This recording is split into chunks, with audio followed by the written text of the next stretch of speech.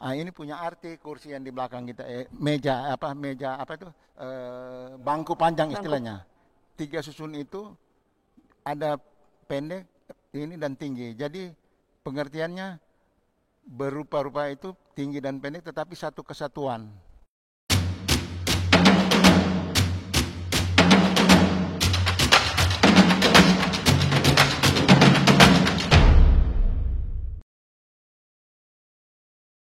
Shalom, salam sejahtera bagi kita semua. Ketemu lagi dengan saya, Fokus Victoria Kimbal. Dan hari ini adalah edisi video terakhir dalam menyongsong ulang tahun gedung gereja kita yang ke-325 tahun. Tapi hari ini saya nggak sendirian. Saya ditemani teman saya, Clara. Hai. Hai. Aku hari ini senang banget loh bisa nemenin Foke buat bincang-bincang sama narasumber. Nah, narasumber kita siapa ya hari ini? Nah, jadi hari ini narasumber kita datangnya dari jemaat kita sendiri loh. Wow, berarti bakalan seru banget nih perbincangan kita hari ini ya. Penasaran nggak? Penasaran banget. Ya udah kalau gitu kita langsung aja ketemu dengan narasumber kita.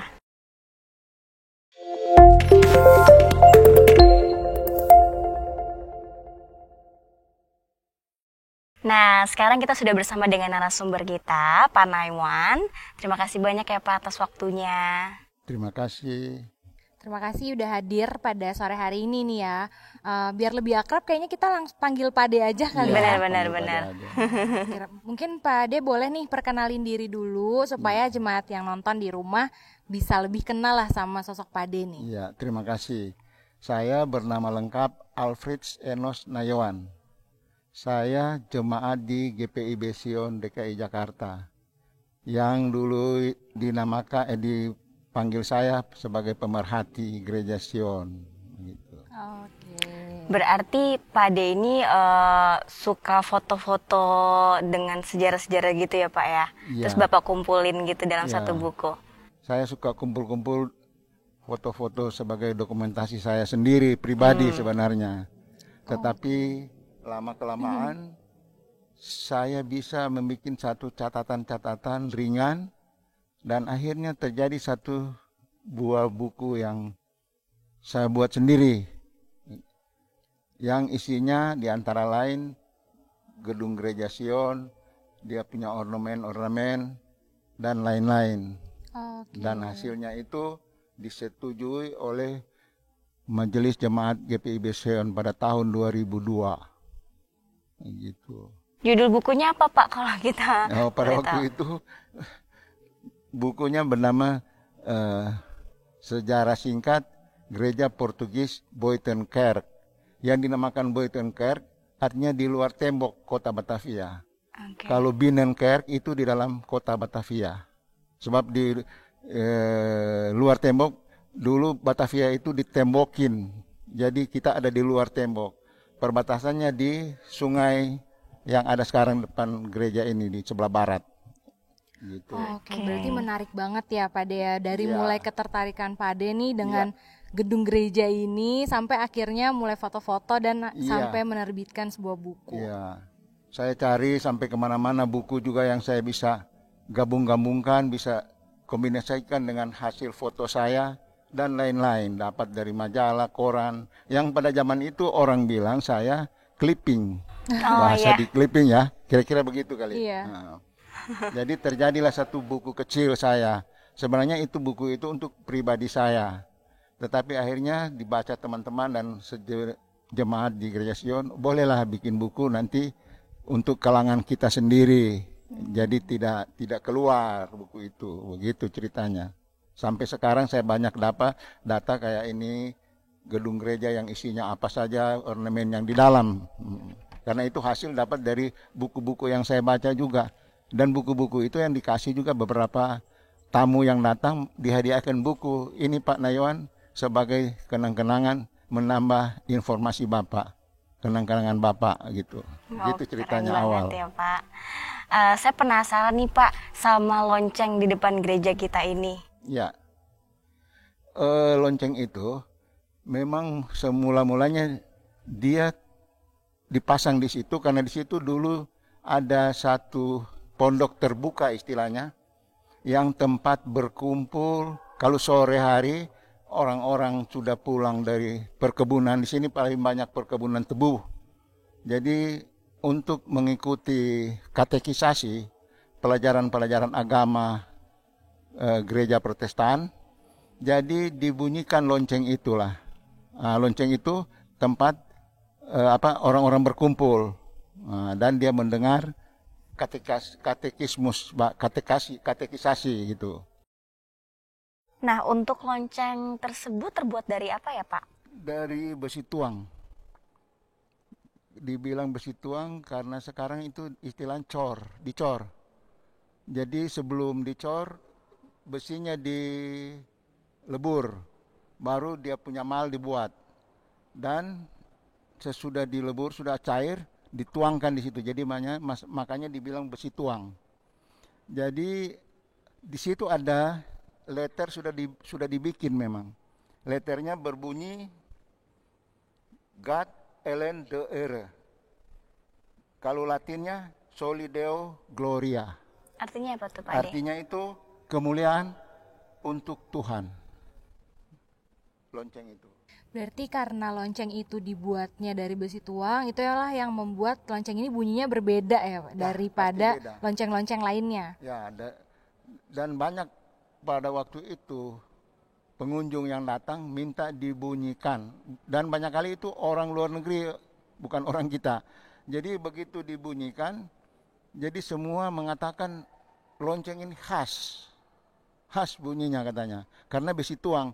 Beda kalau lonceng zaman sekarang sudah di furnish, sudah dirapiin, sudah licin. Jadi agak nyaring, kira-kira begitu. Karena saya sudah pernah dengar dulu juga lonceng nyaring. Nah, itu sudah di furnish, sudah dibikin rapi, halus. Tapi karena ini besi tuang. Jadi memang masih khas suaranya. Gitu. Iya, bunyinya pun kayak megah gitu jadinya ya Pak De. Terus saya juga mau nanya soal ini Pak De, di dalam gereja ini kan ada mimbar ya? Bentuknya seperti cawan, itu ada artinya nggak tuh Pak De? Yang mana? Mimbar ya. Khotbah ini. Ini mimbar ini punya arti. Dalam artinya begini, mimbar ini dibuat sejenis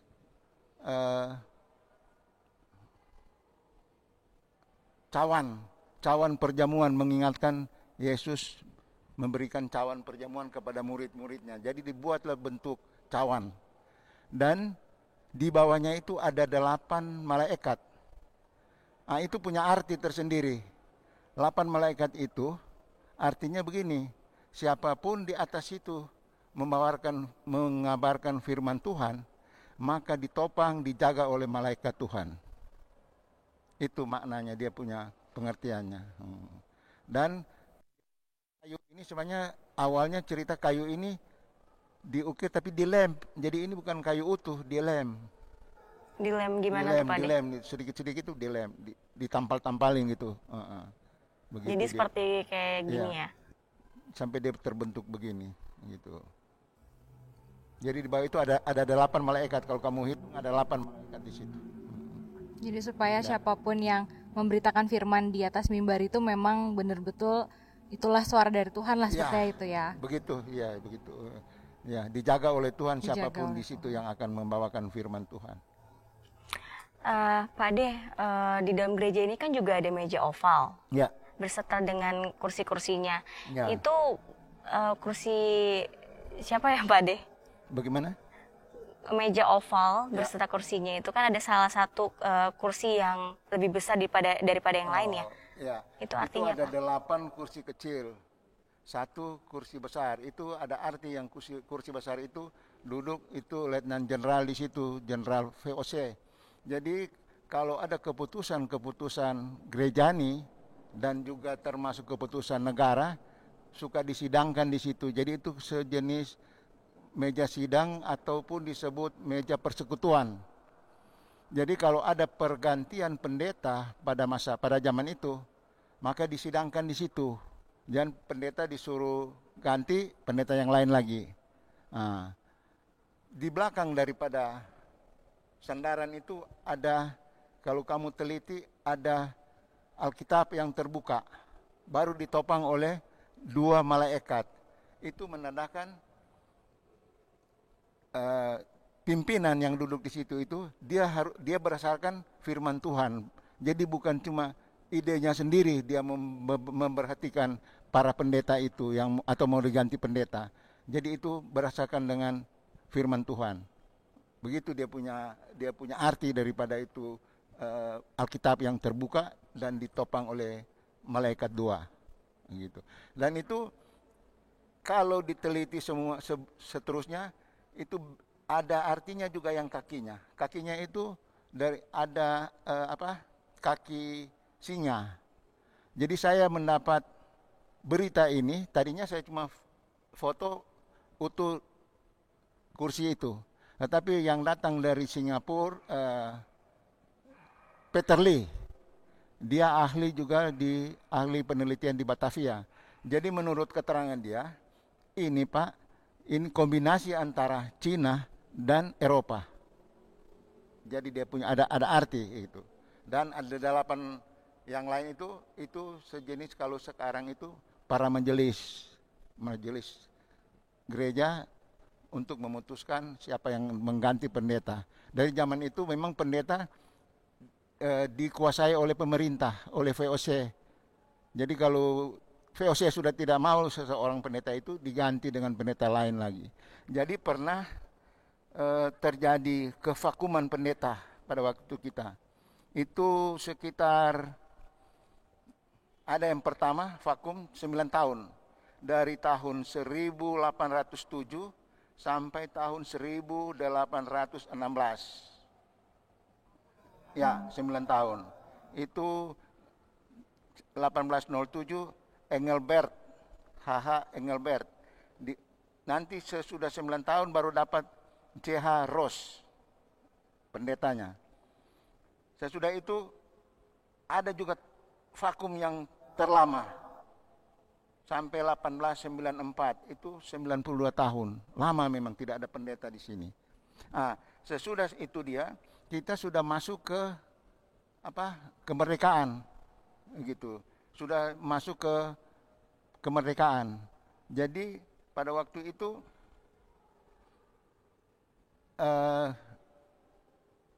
kita sudah mempunyai pendeta sendiri.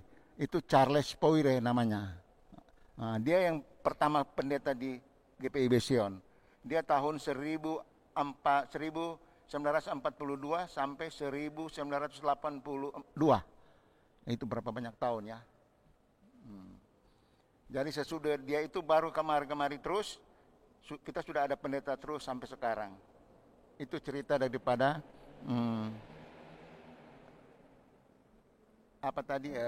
gereja meja oval itu begitu pendeta kan.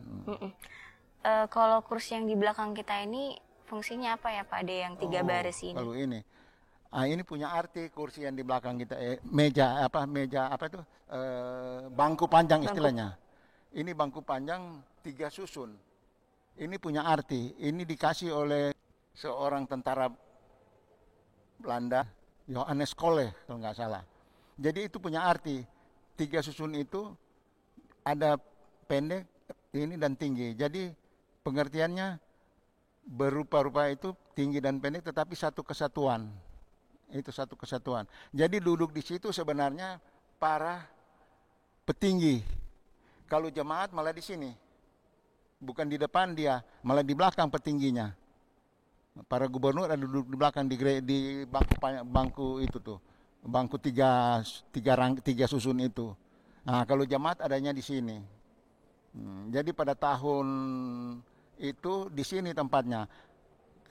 Jadi tiba-tiba saya juga nggak tahu, saya masuk ke sini pada waktu itu dia sudah ada di samping. Jadi pada tahun 2015 kalau tidak salah kita rubah karena melihat di foto dulu itu di sini posisinya. Jadi kita pindah ke sini lagi. Keadaan semula sampai sekarang. Begitu ceritanya. Jadi dulu kursinya pernah dipindahkan ya Pak Ade? Ditaruh samping gitu. Tapi akhirnya dikembalikan lagi ke sini. Dikembalikan sini. Ya. Di atas itu dia ada, di sana itu yang ada gambar malaikat juga. Itu di situ nama si Kole itu. Yang pembuat kursi ini? Ya, pembuat kursi itu. Yang dihadiahkan oleh dia kepada gereja ini. Karena gereja ini memang dari dulu itu banyak dihadiahkan oleh, kalau sekarang bilang, oleh donatur. Jadi pada zaman itu begitu juga, para donatur suka berikan hadiah itu. Nah, Pak Ade, di dalam gedung gereja kita ini kan ada 4 lampu ya. Ya, Lampu seperti lampu gantung ini ya, Pak ya. ya. Ini tuh Dulunya lampu- memang ini tuh ada 4 doang Pak Ade, atau dulunya tuh seperti apa sih? Lampu ini memang dari awal segini, 4 cuma. ada 4. Ada 4 buah ya, ini. cuma 4 buah. Jadi ini namanya candelabra atau lampu gantung. Ya, Itu terbuat dari apa ya, Pak? terbuat dari kuningan. Logam Ya, kuningan. dibuat tahun 1697. 4 buah candelabra atau kronlampen terbuat dari logam kuningan, terdiri atas 16 buah tangkai tiap dian, masing-masing dihiasi dengan 3 buah lempengan perisai dengan lambang kota Batavia yang ada sekarang. Oh, jadi ada lambang kota Iya, Batavianya itu di yang ada, lampunya. Di sini yang saya pegang bukunya ada Nah, itu lambang kota singa Batavia ya, itu. Pak De. Kota Batavia Oh, itu. kota Batavia lambangnya Iya. seperti ini. Lambang kota Batavia. Situ ada juga. Nah, Dari- jadi ini memang buku-buku hasil clippingannya Pak Ade nih. Iya, ini ciplikan kamera saya. Ini benar-benar foto sendiri Iya, nih Pak Ade. saya foto sendiri. Dari pertama kali Pak Ade berjemaat di Iya. sini itu memang udah mulai tertarik dengan Iya, gedung gereja benar. ini. Dan ini akhirnya Pak Ade kumpulin jadi setebal Jadi ini. iya. Menarik Juga ya. dia punya ini apa namanya? Saya bikin sendiri daripada beli kartun, Iya. dilem-lem, ide sendirilah. Sebab kalau mau beli album kan nggak mungkin album Iya, ada jual iya, begini. benar. Ini berarti Pak Ade bikin sendiri Bikin dari karton sendiri terus tinggal albumnya. tempel. Iya. Nah, gitu ceritanya. Ini lengkap banget ya Pak Ade ya, benar-benar. Iya. Ini ada foto zaman dulu. Iya. Nah itu coba yang satu, balik lagi sedikit aja.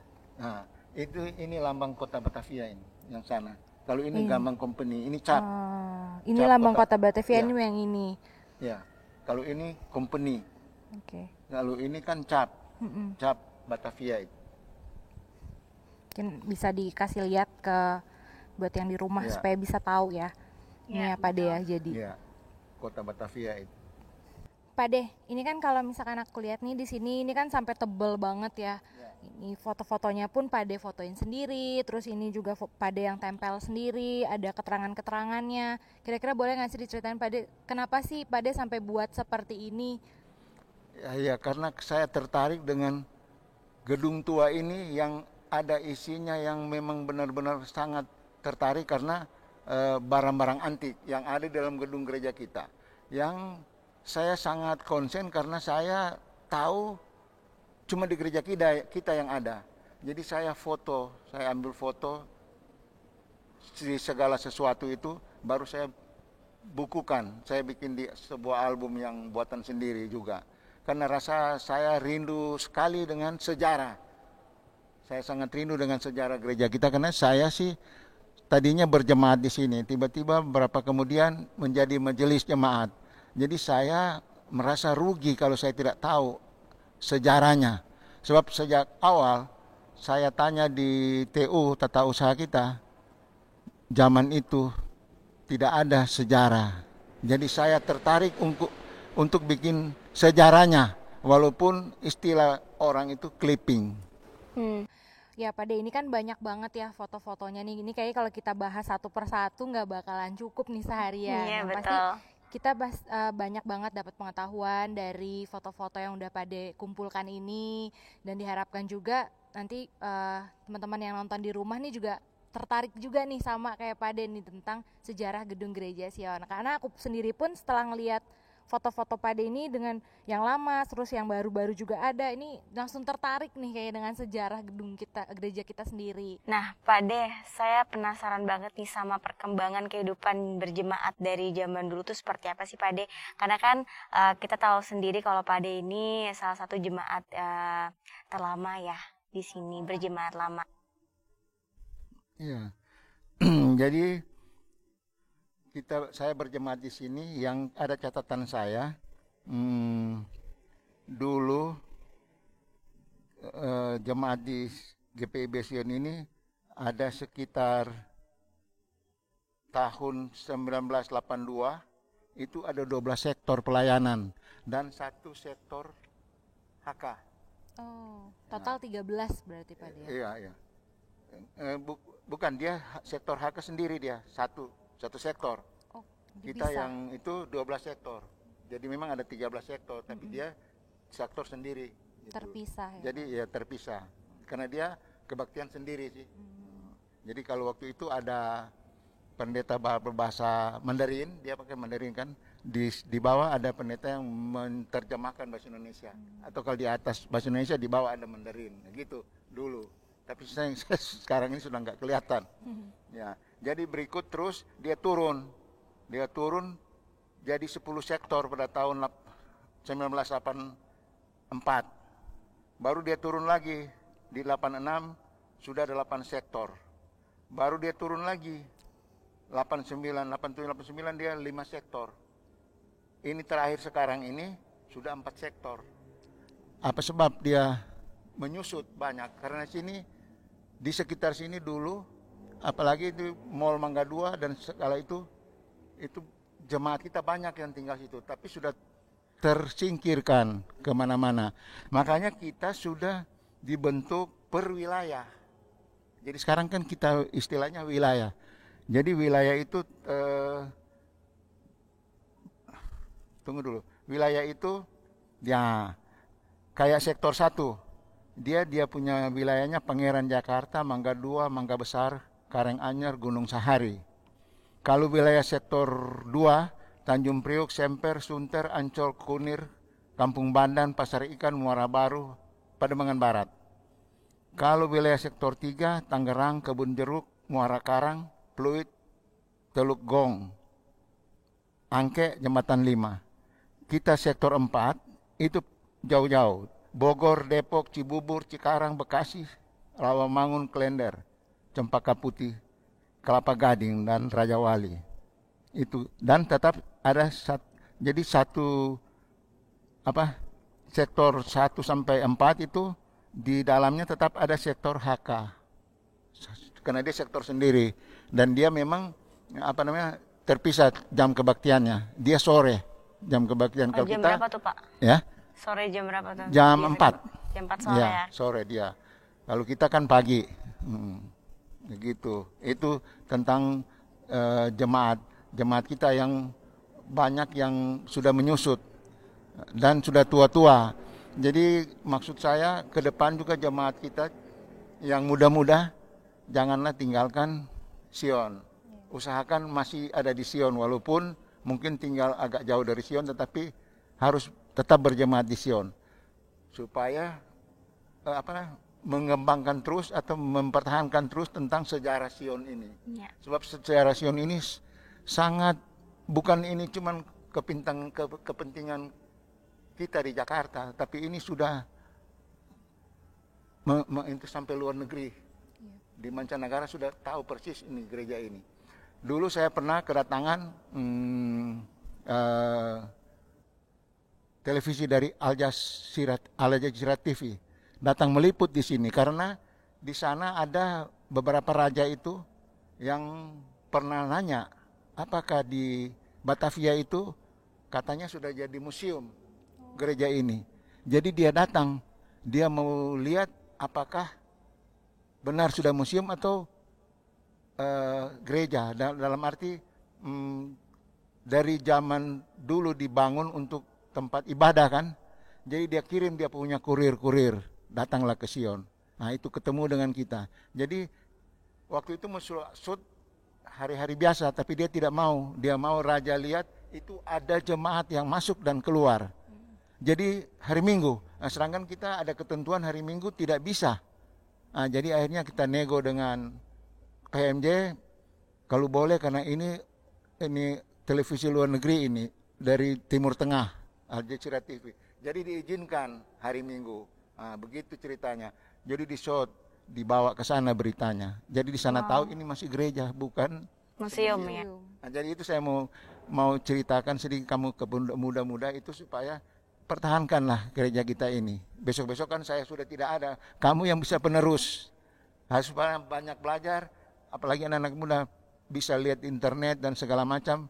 Dan juga sisa-sisa saya punya Clipping gambar ini. ini mesti diambil. Dan internet juga masih banyak gambar tentang gereja kita sebenarnya. Jadi ada penerusnya Ya. nih. Nah, Pak Ade, berarti gedung gereja kita ini kan sangat bersejarah. Kira-kira potensi apa saja sih yang bisa dibuat di gereja kita ini, Pak? Ya kalau buat saya bilang, yang pertama juga kalau bisa kita ada satu ruangan untuk bikin sejenis kecil, Museum. museum kecil. Bisa tampung situ foto-foto, gambar-gambar pada zaman dulu dan sekarang. Dan selanjutnya kita juga bisa bikin menerima orang akan nikah gerejani di Sion. Begitu pula bisa diundang konser Seperti KKR.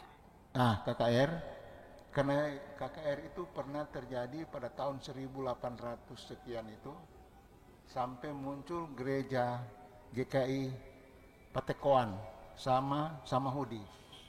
Itu cikal bakal KKR di Sion. Itu. Jadi ke depan saya juga pingin begitu.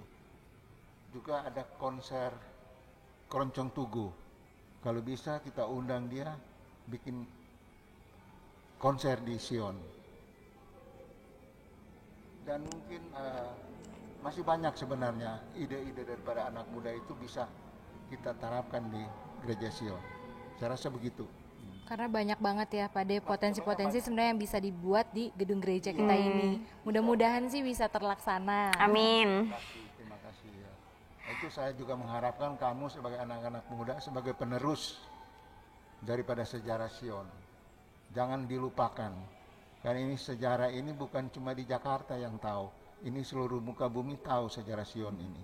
Sampai itu pernah terjadi disuruh kurir dari Timur Tengah datang ke Sion untuk mencari tahu gereja ini sudah jadi museum atau bagaimana.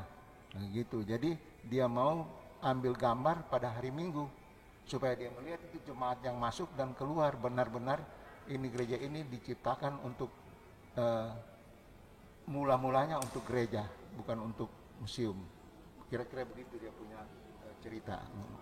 Nah tadi kan kita udah dengerin nih potensi-potensi apa aja yang sebenarnya bisa dibuat di gedung gereja kita ini. Jadi harapannya nih buat teman-teman pemuda yang lagi nonton talk show ini, yang tadi kita udah bincang-bincang sama Pak De, itu bisa lah menumbuhkan rasa ketertarikan dengan gedung gereja Sion ini. Karena buat penerusnya Pak De juga nih, Pak De kan udah bikin ini buku sampai setebal ini isinya foto-foto. Dan nanti tinggal kita pelajarin bersama supaya kita juga punya wawasan yang sama kayak Pak De. Iya, betul sekali. Pak De, terima kasih banyak untuk waktunya sudah mau bersama-sama sharing di sini. Ya, terima kasih juga kamu mau ingin mencari tahu asal-usul daripada gereja ini dan segala isi ornamen yang ada. Saya juga berterima kasih karena kamu ingin menjadi anak-anak muda yang berkembang di kemudian hari di dalam gereja Sion ini. Terima kasih sama-sama.